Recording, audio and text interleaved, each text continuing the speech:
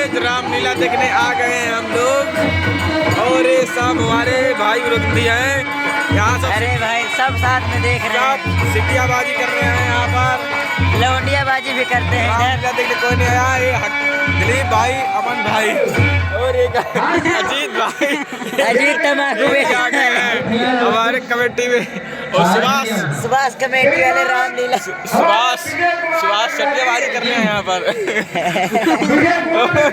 अरे डैनी सिटियाबाजी करने आ गए हैं यहाँ पर।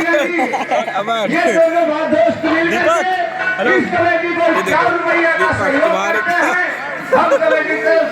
माता तुम्हें दीपक को अच्छा नहीं लग रहा है वीडियो बनाने के लिए गाइस, और अमन भाई वीडियो बना रहे हैं हमारे लिए। और साफ नहीं आ रही है हमारी वीडियोस, आएगी साफ बहुत जल्द गाइस हमारे वीडियोस, बहुत जल्द आने वाली अगली वीडियो। फूटा मोबाइल में वीडियो बना हुआ, छोटा मोबाइल में बड़ा काम किया जा रहा है गाइस, आप लोग सपोर्ट करें और इस वीडियो को ज़्यादा से ज़्यादा आगे बढ़ाएं गाइस। रामलीला का पीछे का सीन दिखाते हैं।